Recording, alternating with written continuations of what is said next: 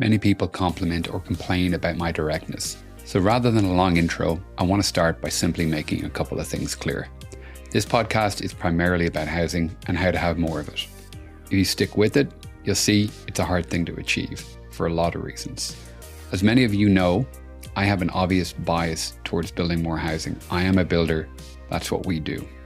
This is the first and last time I'm going to acknowledge that, because although I have an agenda, so does everybody else. I've been honest about what mine is. I will point out either during or at the end of episodes any potential connections between me, my companies, and any guests. This is just for the purposes of transparency.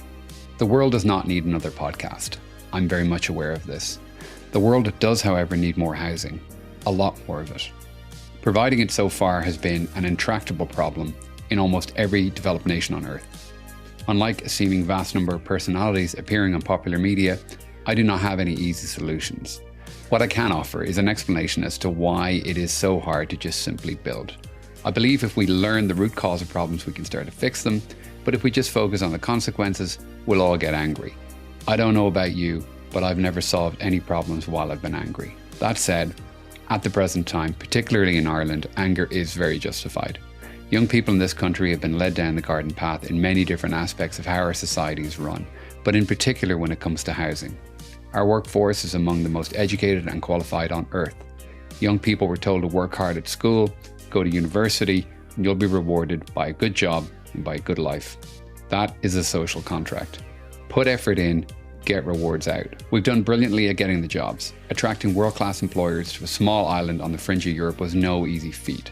But on the good life part, at that we have failed, and we continue to do so. There are many issues that young people face, but perhaps none are more pressing than that of housing. In the house building industry, this lack of housing should be an opportunity to increase production and grow revenues and profits, but that is not how it's working out.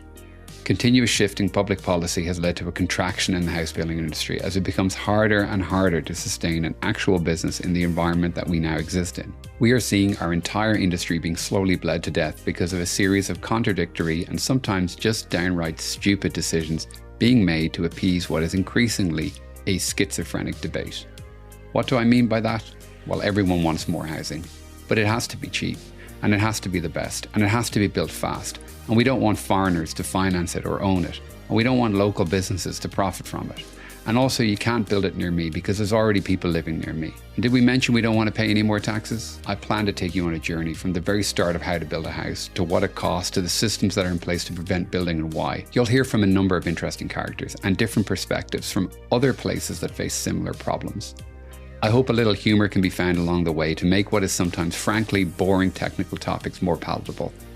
When we laugh, it is not to make light of the real suffering that exists because of this problem. It is because if we don't laugh, we'd frankly have to cry, and I don't think anybody wants to hear it. Either way, with a bit of luck, we'll all learn something from the journey. My name is Rick Larkin, and thank you for listening to The Build.